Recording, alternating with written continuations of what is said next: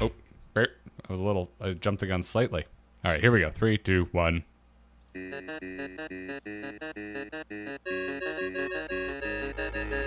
Get ready to kick off your week with Weeksauce. And if you enjoy this show, find more podcasts like it over at amove.tv.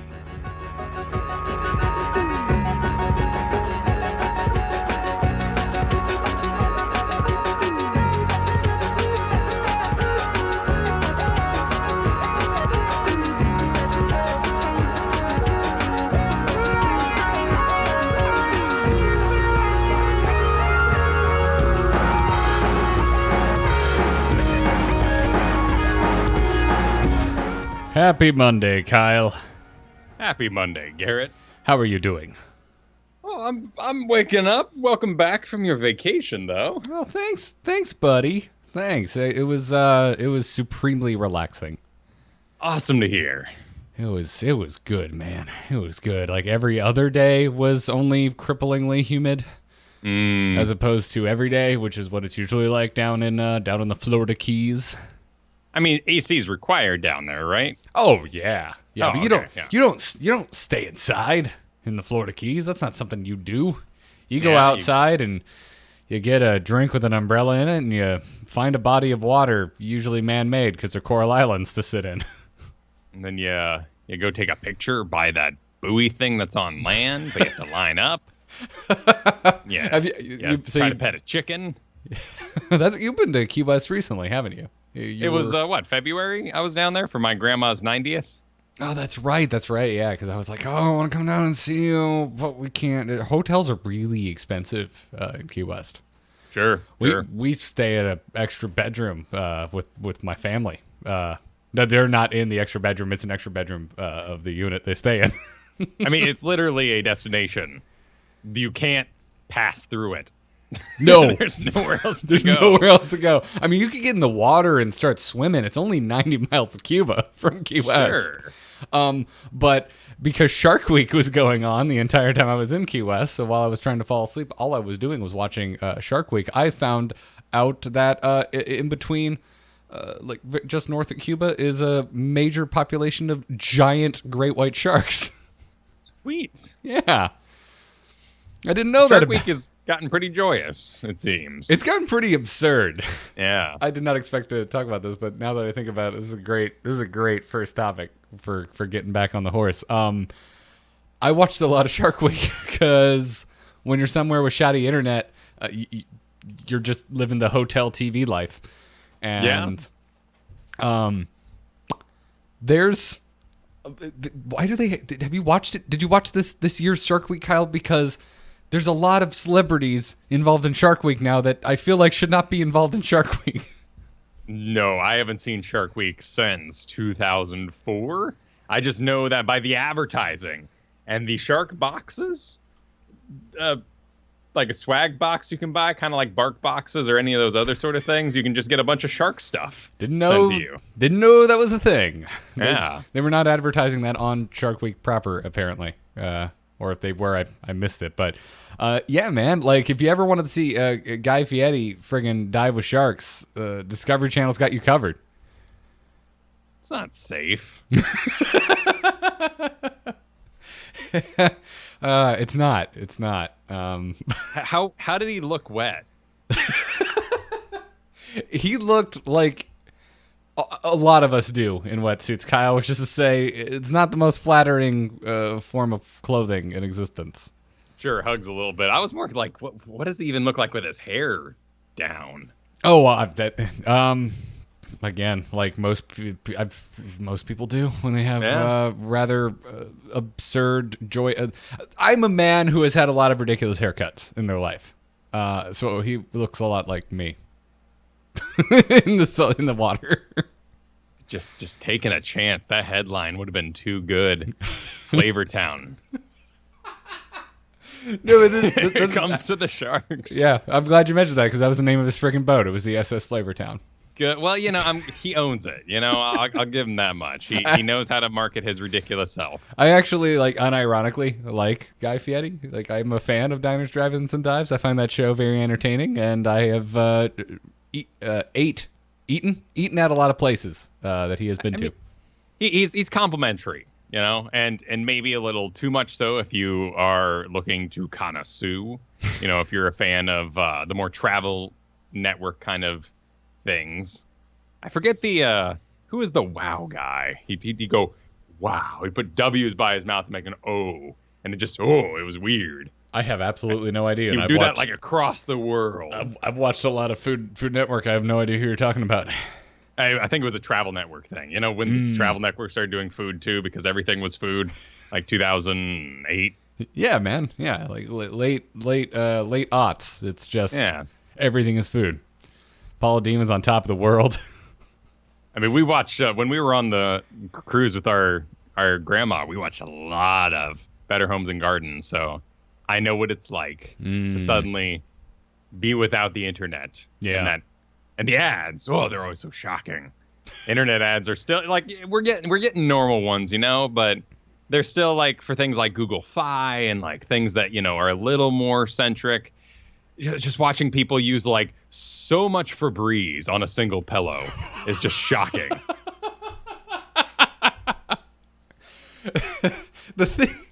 I love the things that stick out to you, man. Well, they're trying to get in your head. They want you to use that much, but you don't need to. Wash the pillow. Just a full spray. Just coat that sucker in Febreze. I want to see the mist jump when I slam my face into the pillow. I want it to look like Epcot in the back there with all the water jumping things. Yeah. Overall, though, Shark Week still very entertaining, even though there's a bunch of famous people that really have no business on there, and I would much rather listen to experts and marine biologists talk about sharks. Still very entertaining. Dancing with the sharks. Yeah. It reminded me, man, like I used to, like Shark Week used to be my jam growing up. Always wanted to watch it. I got certified to dive at the earliest possible age, and I haven't been diving in a very long time, and now Shark Week made me realize that I miss it. What is the earliest possible age? I actually forget. I think I was 13. Okay. Maybe 12. Might have been 12. I was still in.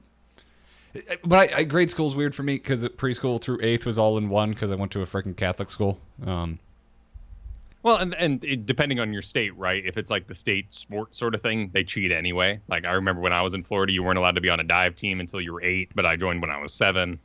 And then you weren't allowed to ski certain parts of the mountain until you were a certain height, but I did it anyway because it's what there is to do. No one's gonna stop you. Yeah. So I honestly don't remember. I think it was 6th or 7th grade. I think it was 7th. But whatever the case was, I started doing it real young. Diving's fun, man. I want to do it again, and now like Katie wants to get certified, so that might be something I might show up on the show talking about very soon. Sure, it's cool stuff. The boat is what does me in. Such a pansy. I hate it. You get motion sickness, don't you? Oh man, I'm so sedated too. It's just awful. Oh yeah, so because you gotta take like a Dramamine or a Bonine or something to get on the boat. Right, and like the herbal things are okay for like a plane, but you gotta go the real stuff for a boat. You'd probably do, I would think, pretty well in Key West. The friggin' waters are usually calm as long as you don't get stuck out in a storm. I have been stuck out in a storm before, and it was real bad. Now that I know, I don't know what it is about, like when someone said, like when someone admits, oh, this thing like really bothers me. I feel like most of us, our reaction is to tell a story that really exemplifies a terrible experience that you would hate. But my cousins came down to say hi to us in Key West and spend some time with us. It's a big family vacation we do every year, and there's a boat that goes from Fort Myers straight to Key West. It's a big, fast cat, huge boat. Goes really fast, gets you there in 4 hours. We drove this year. We usually take the boat. We drove a 6.5 hour drive. But anyway, they ended up taking the boat back. They're done with their vacation. They're leaving. We're staying. They're going back. And we just like look at the radar, and it's just like a storm hell exactly where they're going to go. And so we were thinking, oh, maybe the boat won't go. Maybe you guys get to stay an extra day. No, it went. And my cousin he's like you. He he gets very motion sick, and he texted us that night, and apparently he was just nonstop in the head for the whole ride. Whoa. Yeah. No good. No good. It has to do with deepness, I hear, which is probably why Key West is okay. Probably. I mean, if there's a storm going on, man, there's a storm going on. Yeah. It sucks. It is no good. But yeah, man, that was about it. I just getting that itch to go scuba diving again. The drive was surprisingly relaxing. It's good. Once you get across it, you just gotta break through. You gotta get that through the first 3 hours, because like an hour of that is Alligator Alley. And if you haven't driven Alligator Alley, there's nothing out there. You go through the Everglades, and the first mile of Everglades looks the same as the last 100 mile of Everglades. And you start to zone out. I mean, that's the beauty of, like, the Grand Canyon as well. It's like, look at it. 5 minutes in, you're like, I've seen it. I can't process more. What do you want from me, Grand Canyon? I can only absorb your majesty so much. But it is nice to have landmarks when driving, and Florida is dangerous, sleep-inducing.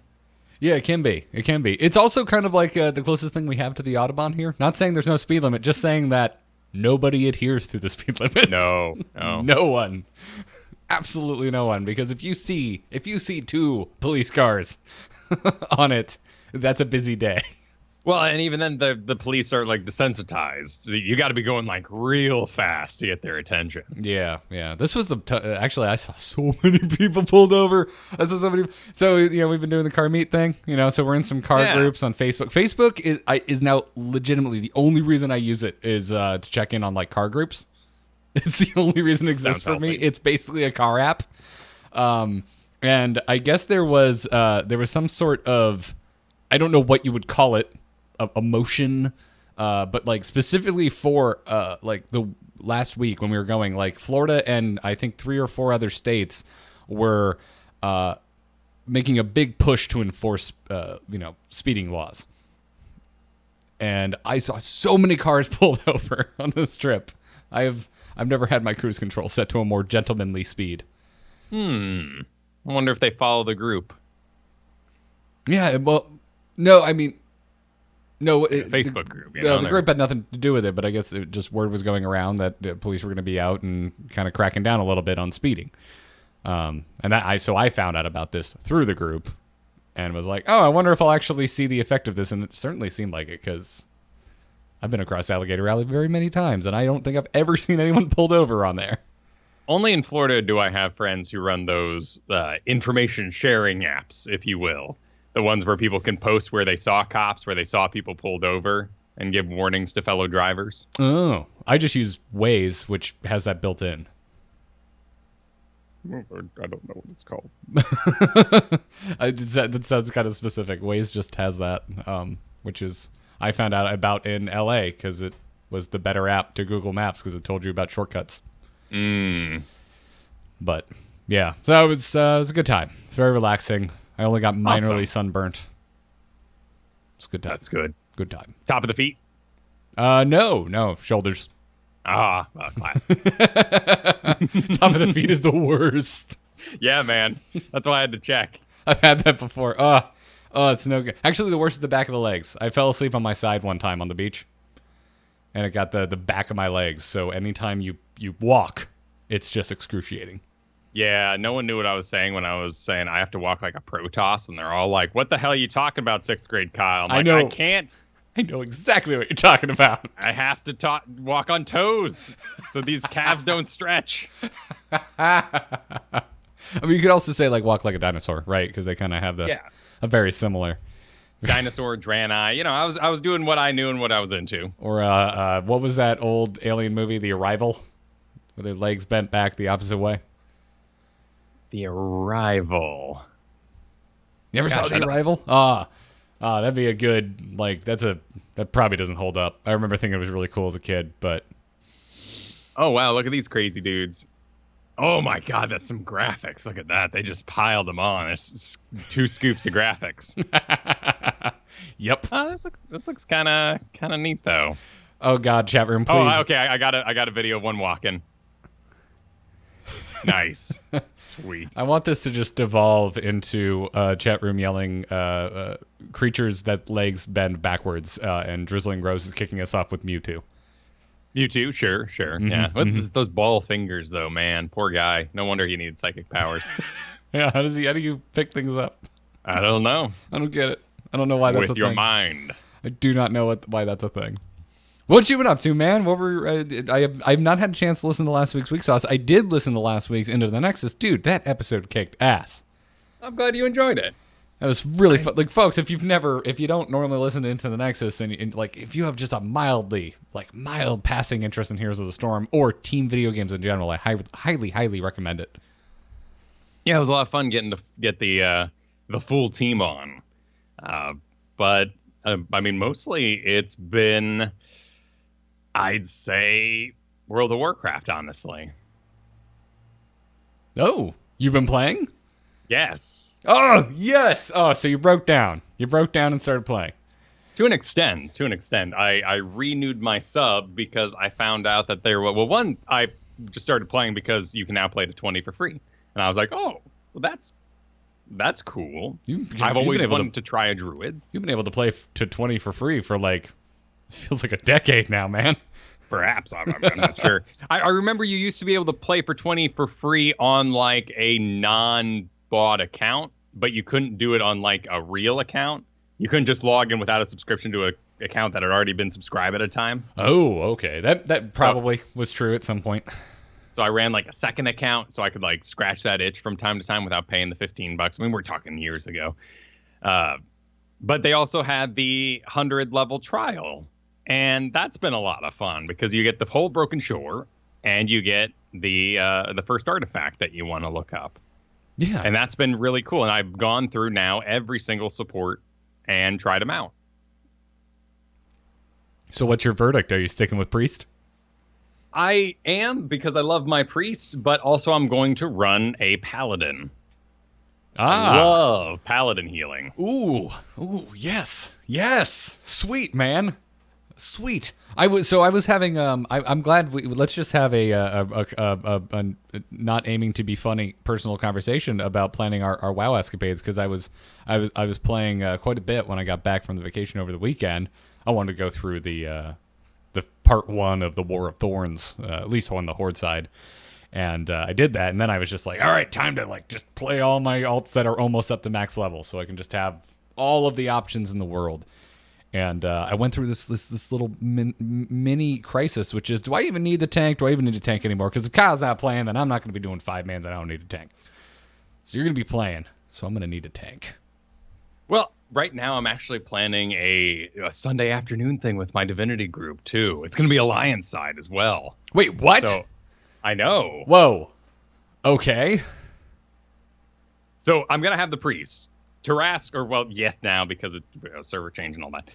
Yeth, the Disciplined Priest, still love Disciplined Priest. When we play together, I'm sure it'll be on the Horde side, on Earthen Ring, like we used to hang out with the AMOOP crew. Healing it up. I still love Disc. It's still my favorite. And managing Benediction is fine. But I have set up with my Divinity crew that we played at the same time on Sundays, non-streamed, because, now one of them's a Blizz employee, and that'd get complicated, and I don't want to ask permission every week just to play my video game. But we're going to have an Alliance group going over there, and I'm going to be doing Holy Paladin for that healing. Sweet. What are you doing on Earthen Ring? No, that'll be on Kel'Thuzad, which is Jeff's, mom and pop server location. Ah, cool, man. Guild. Sweet. Yeah. I'm feeling a big pull over to Alliance as well. Katie's minorly interested in getting back in because of everything that's going down on the Night Elf side of things. And Ben has started playing again. And this has led to me dusting off my very original main, which is a Night Elf Hunter. And dude, I am loving it. What are you going? What's Beast Mastery has, like everybody? Beast Mastery has always been my jam, and it was pretty bad in Legion, at least if you wanted to raid. And at least right now, with the flip of the BFA switch, Beast Mastery is just moronically powerful. That's good. Yeah. I mean, to me, to me, it doesn't matter what the power level. It's not called a meta over there. It's called min-maxing. But that is just a foreign activity. And anytime anyone's like, your jams, I'm like, what are you doing? What are you talking about, bro?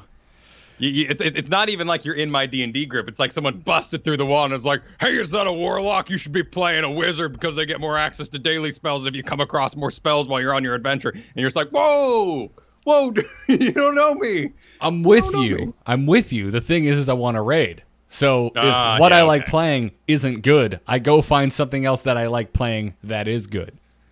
Sure. That's kind of the way I do it. And with Hunter, especially with the changes they've made, like I rolled Hunter to have a pet, and Marksman doesn't have a pet anymore. And Survival, you're smacking things with a stick, which is the farthest from any reason I ever rolled a Hunter. So, and they don't have a pet, I don't think. I don't know. I'll never play Survival. I will go to my grave without ever specking into that spec, as long as it is a melee spec. It's fine. Blizzard can do what they want. It's not why I rolled the Hunter. They do get a pet. I know that Survival do get that. Oh, okay. They do get a pet. Okay. Well, that makes me slightly happier.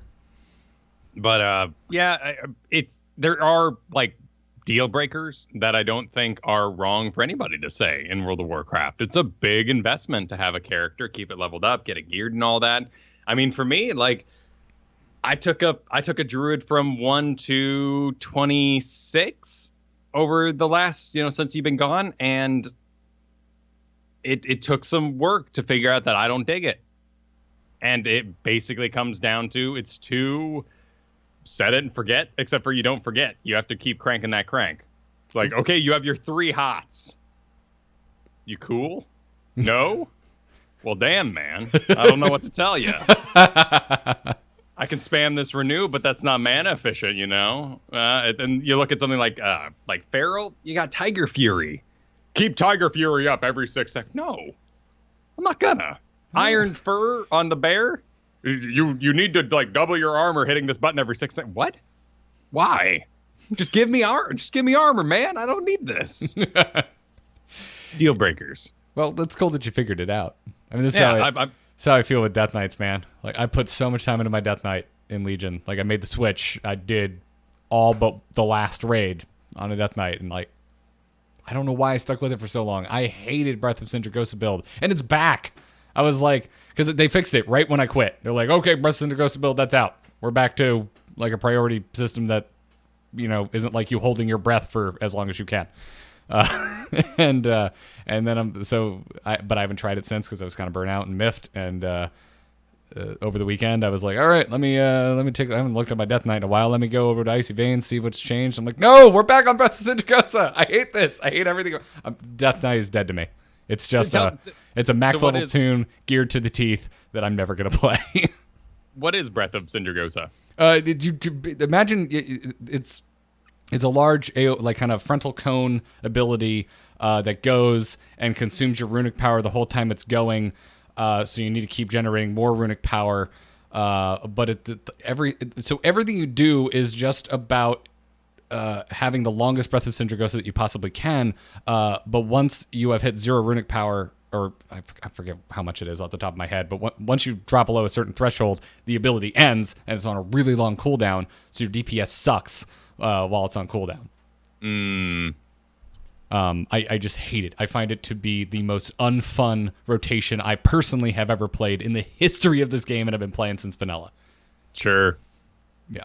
I mean, that's fair too. Like all those sort of things, turning into a boomkin, silly looking. I mean, granted, still those trolls, those Kultiran, really cool forms for them. But and I tried out all of them, and raining on people, not my thing. Not your thing. Not your jam. Not after priests. I like there's a live, damn you, live. The light compels you, live, and. With the priests, like you got the benediction and you're spreading that around. They even got rid of plea and now it's tied to my shielding, so that's great. You got the penance business, the damage. I can do this. I can heal you harder. Just hold on. And I'm with you, by the way, man. I haven't healed a lot, and I've never really healed in a raid setting. I always did it for PvP, but disc priest was always my jam. I tried a lot of different classes. Paladin being the other one I probably put the most time into. It's been a very long time. Paladin's very different now, but I didn't like it at the time.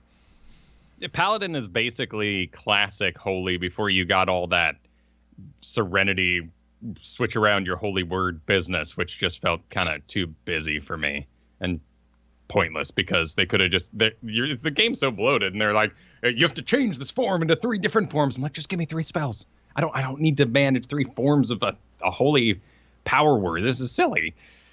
But the whole idea of your avenging wrath, you can turn it on and then that does healing in an area, so you just run in and start hitting things like crazy. I got Lance LaBruce as my name so that I can be named after my classic paladin from one of my old D&D groups. Oh, it's rad, man.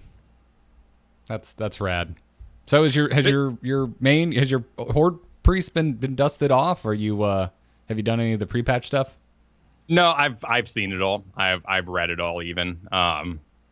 And that's a whole different ball game.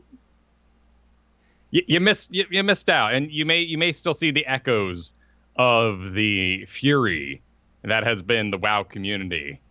But like it was difficult to watch, man.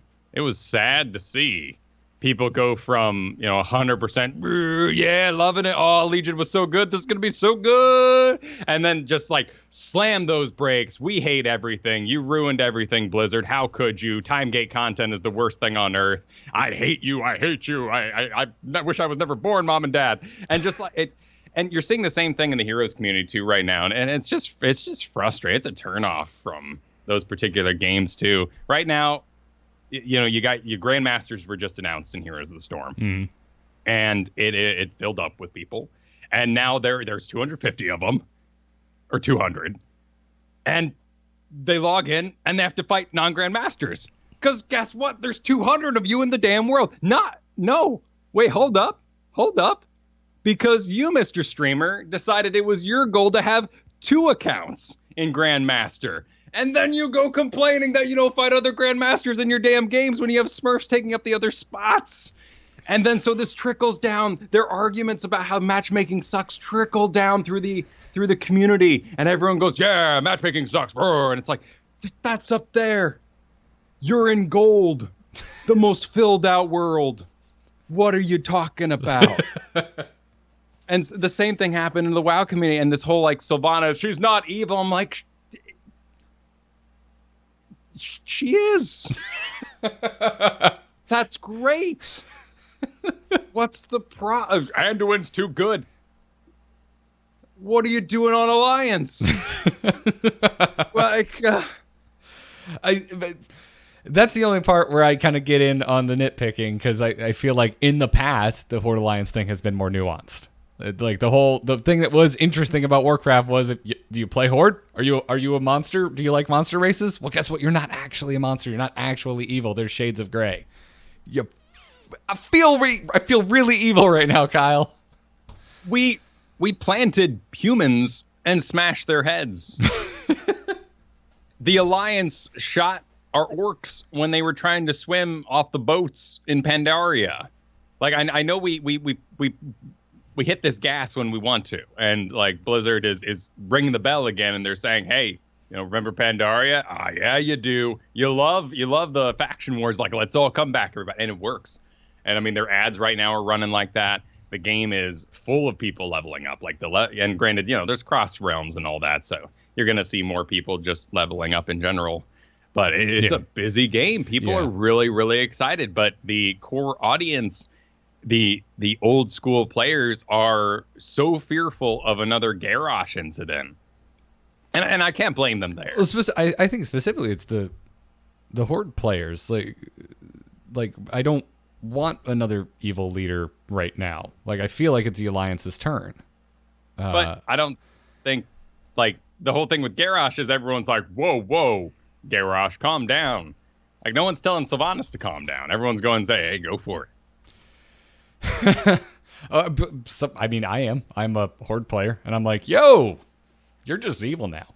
Like I like there's arguments happening in chat. I just disagree. Like I just like if you're thinking like, oh, she's not evil for evil's sake. Like, yes, she is. Like, like she wants to take Darnassus. She don't want to burn it. She wants to take it. We still don't know why it's burned. Right? We haven't gotten to that point in the quest. It could turn, but week 1, stage 1 of this time gated quest, at least from the Horde side of things, she's like, yeah, we just need to kill Malfurion. We just need to kill him. Send a message. And I'm like, that's not. How is that not being evil for evil's sake? Can we just agree, like shake hands, alliance style, and say, guys, you want to get rid of Malfurion? And they're like, yes, please. Can it res Ysera? And we'll be like, we'll work on it. I'm with you on that. Like, I don't like Malfurion, but what the hell did he do to anybody other than be very annoying during many quests? The Wisps had an ability of Warcraft 3 where they could detonate and destroy, I think, some mana, but also summon creatures. So Archimonde was from the world. He came to our world. Wisp spun around him, and he went, and I think he like just straight up died or something, because he's only ever been in like Taverns of Time, right? Who's this? Archimonde. Oh, Archimonde. He's come back. Archimonde has definitely come back. Has he? I mean, like Taverns of Time was like the only one I can think of. Otherwise, it's like kill. I mean, there's a lot of dudes. You know, there's Kil'jaeden, there's Sargeras. There, you know, he's got a lot of brothers. Yeah. Now I don't honestly remember. You're right, because Archimonde was in Caverns of Time. At any rate, you know, Malfurion, you know, Lord of Nature, summons up his dead folk to make a wall to disintegrate Sylvanas' forces? Yeah, he makes a wisp wall. Yeah. Yeah. Where was that? I mean, I know, you know, convenience, you know, for story and whatnot. Grant, you know, where's the airships? Why aren't we just flying in the airships? Why are we using boats all of a sudden? Why are the dwarves in the cutscene in siege towers when they have all these other accoutrements? It's like, well, because it looks totally sweet, and sometimes it just comes down to that. Yeah, it's you need to just forget certain things for convenience sake, right? Yeah, because it looks great. It'd be visually very confusing if we had a million flying things and also entire armies coming through mage portals. Well, yeah, and also, like, you know, and then people have argued, like, why does Sylvanas show up late in the cutscene? She's the war chief. She should have been there from the beginning. Well, so that she can walk up on the rampart and then have the camera spin around here, and you go, oh, it's Sylvanas. Like, there's no other reason but that. You know, why does Shocky Boy, as they call him, not cast any spells until Sylvanas starts yelling? Well, because it's cinematic, you know? That's when he gets stoked. Right. But I've seen, like, I have some Alliance pride right now in this character I'm rolling. Granted, he's a human paladin named Lance LeBruce based on an old D&D character, and he has nothing but pride. But I see your tweets. Horde gets a tweet out, you know, for the Horde. Everyone's like, for the Horde, oh, I love you, Sylvanas. I love you. Stop it. You're too evil, Sylvanas. Or whatever. And everyone talks Horde. Then they put out an Alliance tweet, and everyone's like, boo, for the Horde. And I'm like, what? Like, you got your Shocky Boy moment. Like, let the Alliance have theirs. Yep. Yeah. I don't know. I don't get it. The whole thing's kind of strange, especially the complaints about like bugs. And I'm just like, have y'all played any launch of any WoW expansion ever? Because it's just how it is. Why are we this mad about it? I find it funny. You'll still see me complaining about on Twitter, but I think it's more of a like, hey, this is ridiculous. Like, I'm not mad. This is how it goes. Right. And like, I do wonder if this isn't, you know, Overwatch crossover kind of time for them, right? This is frustrating as a player that plays the game all year round. All of a sudden the game's just full of people and they're standing and they're using my target dummies and the game got messed up, and I like the way it was. But also, I think there is a certain amount of this machine is hot. You know, just it's gambling in a sense. You pump $15 every month into this game over and over again, and the more you do that, the more the machine owes you to pay out. And it did pay out big for Legion, which means now the machine is cold in a sense. So this next expansion, rightfully so, because of this sort of mental work that you put in. I mean, it's the same with farming, right? You sow the seeds, it grows. You eat the stuff, and then now nothing for several months. Like, there's an expectation that this is going to be Cataclysm because Wrath of the Lich King was good. well, maybe. I don't know. All I know is I'm really enjoying the game right now. Like, at the end of the day, like, gameplay wise, I'm really liking it. Yeah. Personally, it's probably because I'm pretty open to switching class right now. But I don't know. I'm really enjoying it. There's a lot of sense of discovery. The story concerns me, but at the end of the day, gameplay trumps story. It's a Blizzard game. Diablo 3 story is dumb as hell, in my opinion. I love that game. I think it's funny that there's a lot of people that are, like, for the first time in their lives, like, really trying to role play. And, like, coming back at you with it, being like, I didn't kill any civilians.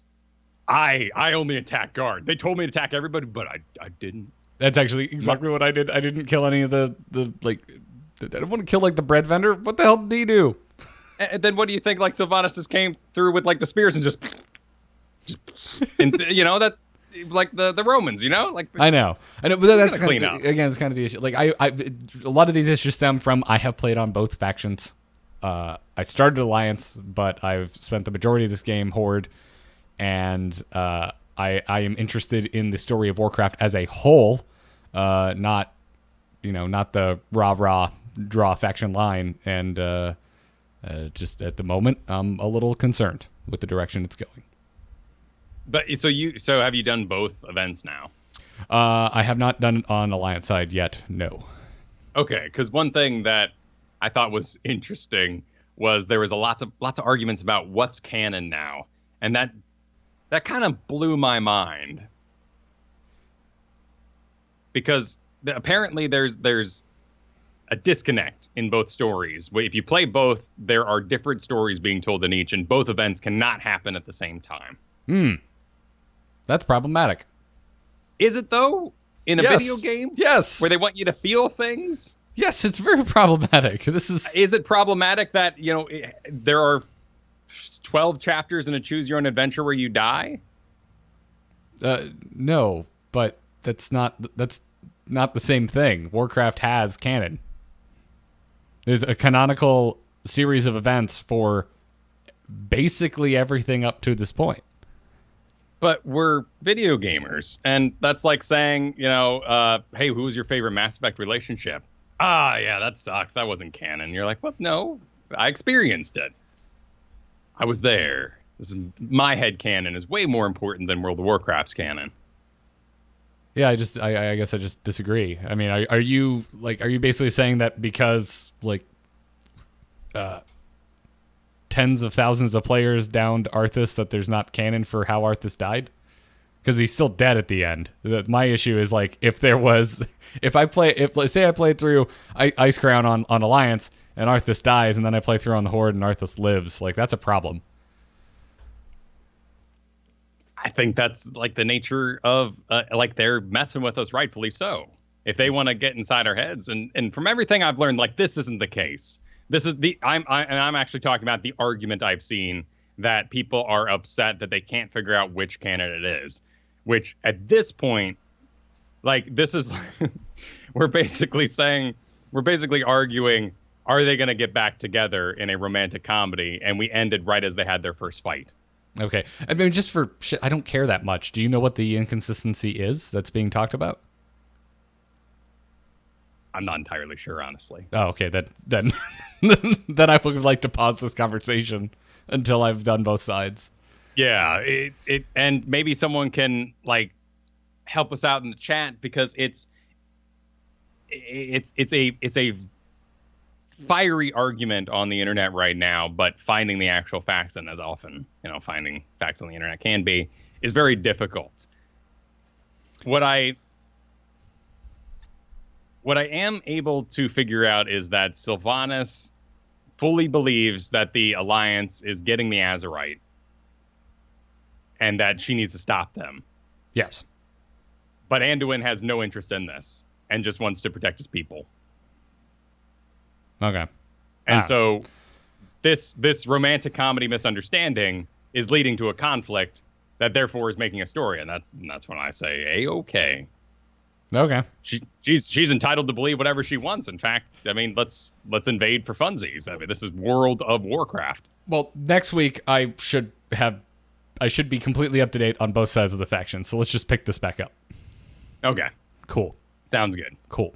A lot of my issues stem just straight up from Sylvanas' motivations, which I think seem to be a little harsher just for the sake of inflammatory conflict. But she's called the war chief. Thrall? Well, I mean, he gave it up, right? Like, I mean, Thrall is not, I mean, Thrall is the perfect example of what Jaina's all crazy about. Like, that we can talk about. Like, because that's an interesting conversation that we can just holler off on, because that's hilarious. That is one, and maybe Sylvanas too is having this issue as well. That's my waifu, and how dare you? How dare you make her crazy? And it's like, did you see? Because I just saw it. I was just in the throne room with Anduin, and he was like, Jaina. He doesn't talk like that. I wish he did though. Jaina, please, we have to defeat the Legion. She's like, big old middle fingers. I'm out. I'm not participating in this expansion. I'm gonna come back in some way. I hope I'm a raid boss. Screw you all. And now everyone's like, how? What are they doing? What are they doing with Jaina? I find the Jaina arc wildly interesting, actually. I really like where they're taking her.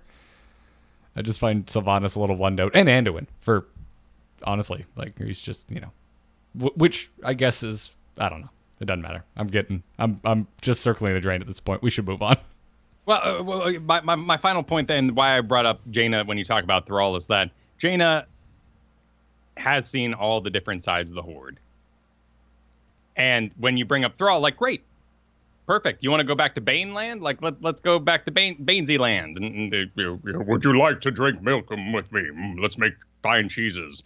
And the Horde will craft, make a brewery. Like that's Thunder Bluff now. Like, woo, we did it, guys. The faction wars are over. Everyone, let's go to Brisby Land. Like, or Bainesby Land. Like, watching Venture Bros. It's time to light the fires. And the fact that Jaina's crazy is because she trusted the Horde and then she felt betrayed by other people. And that's, that's cool. Yeah. Yeah. I'm really anxious to see where they take Jaina. And the little animatic that they put out is amazing.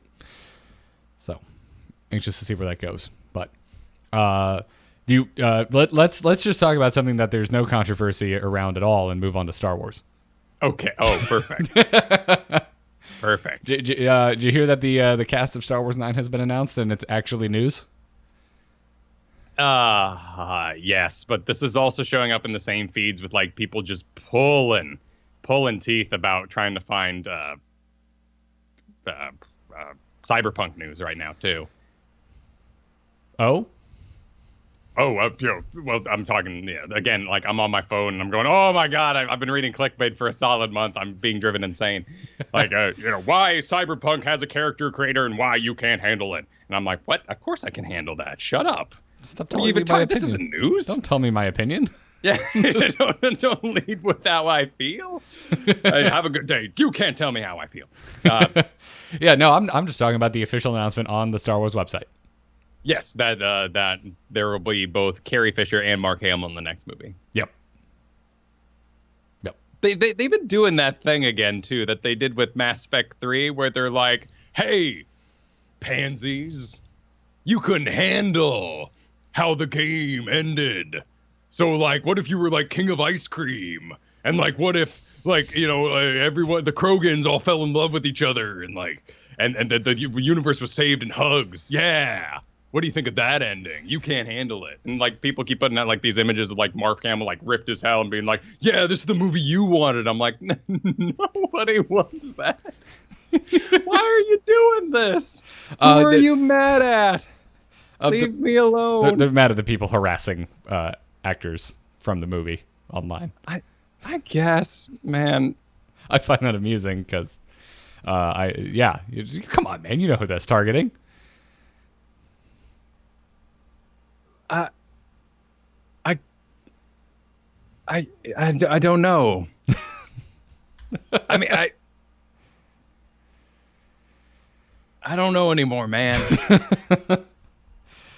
Your if I could try and deconstruct this and tell me, jump in at any point if I'm reading it wrong. You feel attacked because you're getting lumped in with a toxic level of pushback against Last Jedi, whereas you did not like the movie, but not on the same level as the folks that are harassing talent attached to the film. Right. Like I wouldn't attack a character. And I mean, it kind of ties to, the whole thing going on in the media right now, in a sense, in Twitter and all that too, where like, you find a comedian, you dig up what they said, and then you throw it back in their faces. Like, you're this thing. And you go, whoa, well. Yeah. No, I know. Yeah, I tried to avoid this while I was on vacation, and I saw it anyway, and it annoys the shit out of me. Well, and so that to say, like, you are, we haven't made that jump yet. Thank goodness. We're not, looking at Candyland, Titanic Man, DiCaprio. Thank you, Kristen.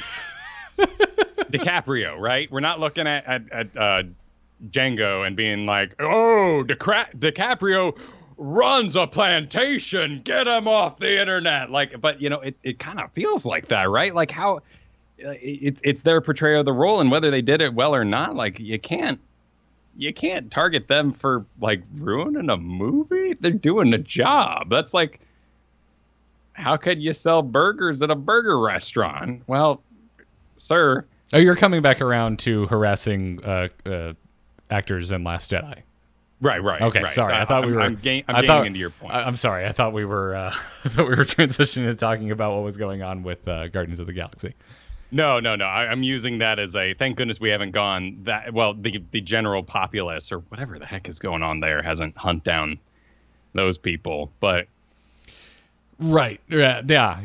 It's you didn't like Last Jedi, but that doesn't mean you want to go and harass one of the actors because you disliked the character. Right. That to me is the casting director's fault. And if you're like, why would you harass them in the first place? But I mean, there was a decision by community, by directors, by casting directors, that this person could play this person. And therefore, we accept that was the person for the role. I don't even. So they went with it. That's the story they wanted to tell. I mean, I would also make an argument that it might just be in the script and just writing, like certain characters. Why did they need to be there in the first place? Right. I mean, it is, and you're right to call it out that way, because it has been difficult for me, because one wasn't the best. I didn't enjoy it fully, but there were some moments there, when Kylo Ren's punching himself in the side, the fight there in the snowy woods. I loved the build up, the desert stuff with Rey. I think Finn was well introduced, and so much of that movie then cut and said, okay, the future will make this a better movie. And I'm like, cool. And I didn't like 2. I didn't like it. So I think that's fair. I mean, I've really, Last Jedi hasn't aged well for me, if that makes any sense. Like, I don't know. Like, I still stand, like, when it first came out and we got on this show and we were talking about it, I was just like, I love everything they did with the Jedi. I hate basically everything they did with the Resistance and First Order side of things. I found it really, the A plot I thought of Last Jedi was great. The B plot I thought was borderline terrible. And I still kind of stand by that. But the thing is that, like, the further we go along, and especially after seeing Solo, I realized that of the new Star Wars movies, The Last Jedi is the last one I want to watch. So when you talk about the B plot there, it's because it what I'm not going to put words in your mouth. What upset you about it? It felt like too many new characters were introduced and not enough was done with them. And it was just kind of boring. I'm just bored at a certain point. Like, I find what the story that they told with, like, Poe and him being a hothead and that causing a lot of problems interesting. But I find removing Leia from the picture and having him butt heads with a different leader muddying the waters. Like, I feel like it would have been a stronger story if he was just butting heads with Leia the whole time. Because those two characters have a history. The fact that he just starts now butting heads with someone that he's unfamiliar with, it makes it mean less to me. I don't know. And then you start to get into armchair script writing, and I don't know. Totally. But if we ride that thought, and if we go with the kind of DM, like let's use Jaina kind of as an example, right? Like so many of these characters in World of Warcraft may have kicked the bucket at previous times, or should have, or been replaced, or whatever. Like if we kind of ride with that idea that the writer they love the Leia character, so they're sitting there and they're going, okay, this movie is about sacrifices, but also saving what we love. Oh, pardon me, that's the door. So we'll pause here. Cool. And I'll be right back. I'll hang out with the stream. Hi, stream. How you doing? I don't know if y'all caught this morning, but Kyle has an inspector stopping by his apartment, so we got a break for that.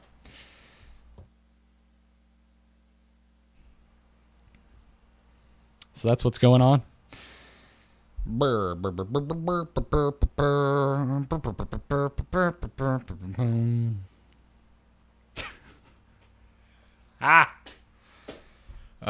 Funny text that I can't say.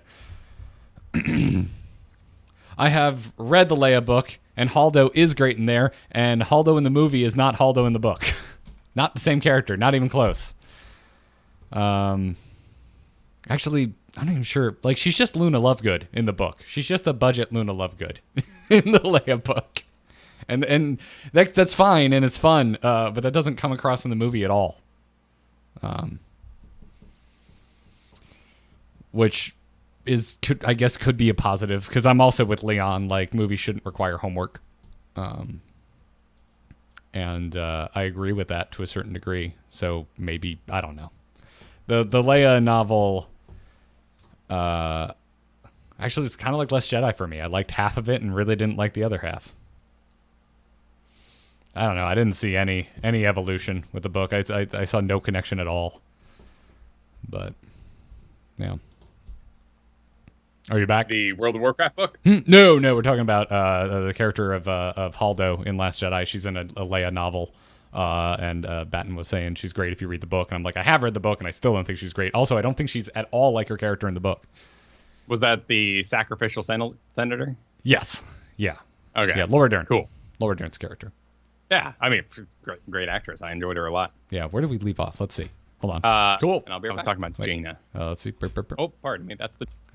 But also saving what we love.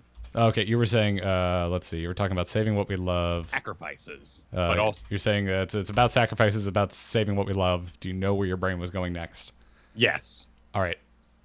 Go. Sacrifices, saving what you love, and that's sort of polar opposites of how both can exist. And I love that opening too, with like the sister and the bombs dropping and the whole opening.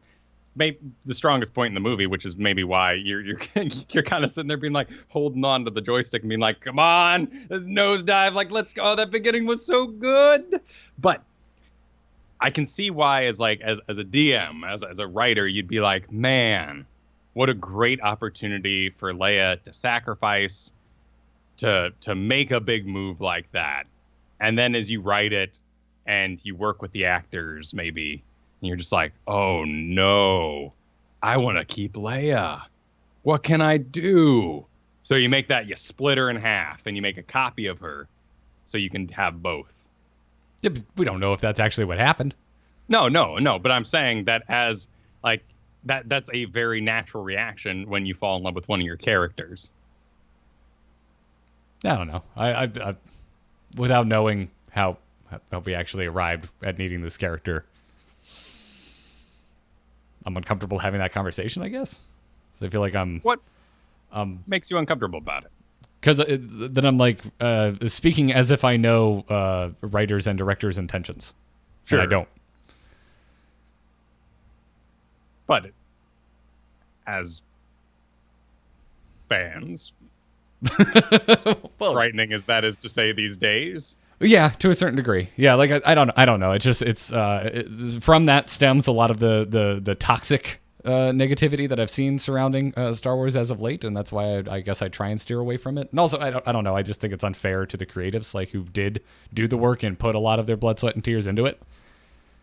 Right, and as someone who's made a lot of stories through D&D, of course, these are more casual stories, and it's about the player's interpretation and not what I want them to see, because they ultimately have to come to those conclusions. Right, and that's that's collaborative though. That it like Right. role playing is collaborative storytelling. Movies are not.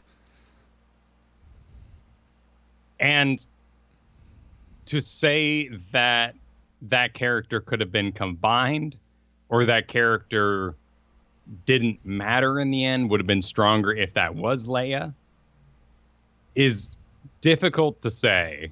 I'm even choosing this like I'm having, like a relationship talk. And I'm like, we need time apart. Like, because of what the toxic fandom is saying right now. They want to dismiss characters that they don't like, and they want to go back to buff Luke. And I'm saying that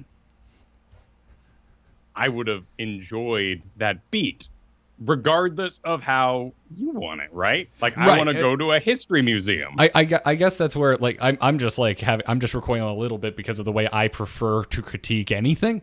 Like, I think that's fair. I just would like to end it there, and I don't want to have it as, I guess I don't want to talk about how maybe we ended up here, because we don't know. Sure. I think it's fair to say this character felt like character bloat and could have just been the character that was there from the beginning. I think that's fair.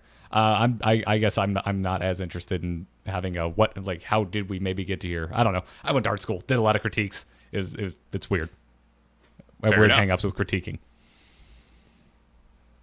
But yeah, at the end of the day, I don't know. I just find it interesting because it's like the more I think about Last Jedi, I'm just like, yeah, it's just the last one I want to put on. Like, Solo was just so fun. It was so freaking fun. I can't wait. What I've heard. I can't wait to rewatch it. It's coming out soon. And so, like, I'm sitting here, I'm like, yeah, if it's a rainy day, I want to sit in, watch a movie. I feel like new Star Wars. Last Jedi is the last thing I'm putting in. And so the reason I brought all that up, and we ended up circling around on trying to talk about an argument with unreasonable folk. I think that these characters would have been superior if they let our new characters grow faster, even. And now we've announced that we are going to continue this fan service. I mean, of course, Mark Hamill and even Carrie Fisher, ghosts, perhaps, right? Like with Force ghosts and things like that. We've had old characters. Well, the character. I mean, if we're coming back and we're just diving into Carrie Fisher and Mark Hamill being in Episode 9, that is the news. I mean, the character of Leia is not dead. They said that they're going to use unused footage, and not have another actor come in and play Leia or do some type of digital, chicanery. Sure. Which I think is good, and it would feel weird, man. I know we've already had a CG Carrie Fisher at the end of Rogue One, which was weird, by the way. Yeah, but so was Tarkin and all that too. Oh, dude, the Tarkin thing, it bothers me so much. I mean, I still can't get over Tron, what they did there too. Tech's just not ready for it. It worked better for me in Tron because you're in a video game, so it didn't really bother me. Yeah. But whatever the case is, it's getting off base here. I just think this is cool, but also I wish they would have just kept this secret somehow. Like, I know it's really hard to keep things secret, but I feel like this would have been like when Force Ghost Luke shows up, you'd be like, oh shit, oh, more Mark Hamill. And when unused footage of Carrie Fisher shows up to what you can actually tie up Leia's arc somehow, that would have been mind blowing. But now they know it's coming, and yeah. And I think that's fair. And I think this, clearly they want this announcement to come out. Either maybe they want people to deal with the fact that Carrie Fisher is going to be in it, and they want to make sure that these conversations about being disrespectful or anything like that happen now rather than later, once the movie's out, and that spawns some sort of boycott of it or something. It's important for us to know going into it. Yeah, I mean, when an actor dies in the middle, either in the middle or in the middle of an unfinished movie or in the middle of an unfinished franchise, that sucks. And I think whatever way you want to handle it is fine. Like I kind of respect either way. Like what they did in Fast and the Furious 7, I thought they did a really good job with that. So whether I would not be mad if they recast Leia so that they could actually tell the story that they want to tell. But I'm also fine with this being the where we end up. Yeah, I mean, it is certainly is a morbid conversation for a Monday morning. But it's always difficult too, because like I remember Matrix 3, I think it was, or maybe even 2. I think it was 2, because we were on the park bench there, and then all the Mr. Anderson, all the clones showed up. The Oracle passed before that movie was done filming, and the original had such a presence, such a spark, such a mysticism about them, and even even more tragic and sad for the story was what happened with the third Christopher Nolan Batman. Yeah, that's the one that sticks out to me. And it's hard because the thing, I don't know, we have so many different examples. Like you mentioned the Matrix, it's like, well, yeah, that sucks, but I don't think the movie was bad solely because of recasting the Oracle. The Matrix sequels have a ton of issues beyond just that. Dark Knight Rises, yeah, that's the one where it's just, but what do you do? Do you recast it? Because we don't know. Like, had you recasted Heath Ledger's Joker, if you got someone in there doing an impression of Heath Ledger's Joker, would it have worked? Maybe it would have, and we would have gotten a better movie. But maybe it would have been even worse than the movie we got. We don't know, and that's why it's like this weird, like, it's a hard discussion to have. Right, you do him only in darkness, and it's a perfect voice actor impersonation, and you don't show the face. Or maybe you just show like the bottom of the lips casting light. But like clearly in that movie, I wanted that movie so badly. And the Bane movie I got was not something I desired at all. And that was really sad because I knew in there was that gem that couldn't be done anymore. And that was tragic. And of course, when you're talking about jobs, like, yes, do the movie, lighting guy and snack dude and Apple Box man, like they all were scheduled to have work for the next year. Like, let's not just can the third and say no go everybody when you're all set to roll. Yeah. I don't know, man. But back to just the news as it is. This makes me happy. Mark Hamill, that just makes sense. There were a lot of Force ghosts in the original trilogy. Yeah. But also we got our actual flashbacks, which I think is the first time flashbacks have happened in a Star Wars film in Last Jedi. So there could also just be flashbacks. Who knows? Well, perhaps the thing we should have been doing all today, because this is an expression of my frustration with fans, and I'm digesting more of it than I want to because of my new phone. I need to connoisseur that thing a little better. But what do you want to have happen? We should have asked that instead about World of Warcraft instead of arguing things we don't know yet. And same here. Like, what is the good story? What could happen? Because I'm looking at this and thinking we clearly are breaking our classic time, our classic story. Maybe for breaking classic's sake, which is the scary part, but let's ride with that. What happens if this is a Ben Solo story? Where do we go? What does this movie conclude on? Is it a final? Yeah, I don't know is the answer to that. I'm not sure. And that's where like Last Jedi feels like a monkey wrench, because at the end of it, the apple cart has been so upset that I don't know where to go next. I mean, the good guys are on the back foot, clearly. But you're right. If I focus on the character of Ben Solo, I don't know. Because if he's irredeemable and we just end up killing him, that doesn't seem all that interesting. And yeah, what do we do for is redeemed? It feels a little too much like retreading Darth Vader. Yeah, and is that the message that would be more interesting right now? Right, like. Doesn't Weasley Nazi brother blow up in space? No, he's still alive. Oh, okay. So he's still going. Yeah. He gets last we see him, he's in the shuttle. He's thrown against the shuttle wall by Kylo Ren. Okay. Which, and so they're on the up foot right now, and resistance is. Did we blow up Coruscant, or was that not Coruscant? That was not Coruscant. That was the new seat of the Senate. It's on the tip of my tongue. Doesn't matter because it's not a planet from the original trilogy. So, Hosnian Prime. There it is. Okay. In the books, they start moving the Senate to whoever the current chancellor planet is. So the weird like cat looking alien dude, like that was his planet, and it's gone now. Oh, okay. Yeah, but so the New Republic is basically dead. So I mean, clearly they are outsies. Boy, that's a lot of movie to make in one movie. Is it a two-parter? Are we gonna Harry Potter 7 this thing? No, you can't. Yeah, you sure about that? It's not that. It doesn't matter, man. Like we didn't deal with the rebuilding of the government at the end of Return of the Jedi. We just partied with some Ewoks and called it done. Yeah, that's true.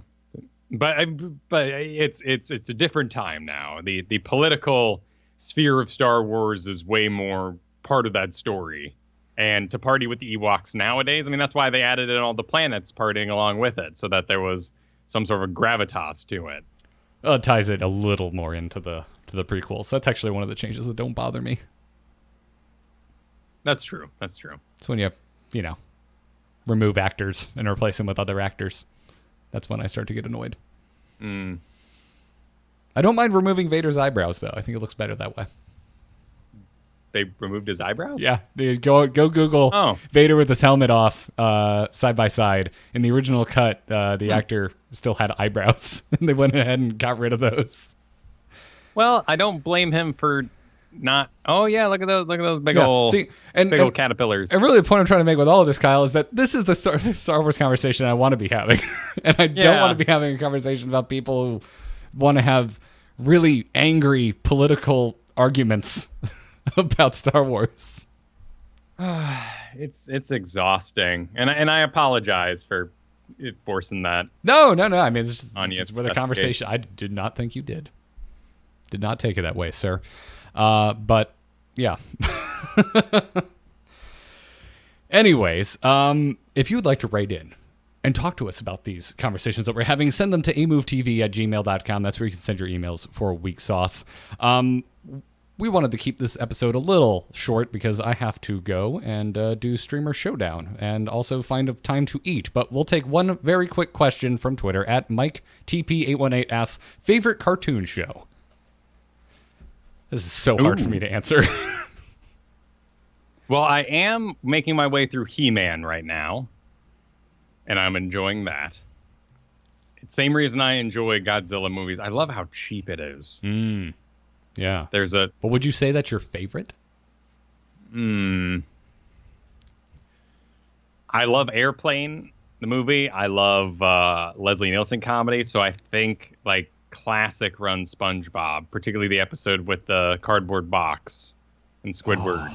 Oh, it's so good. I love the episode where SpongeBob and Patrick impersonate Squidward because he's trying to sell his house.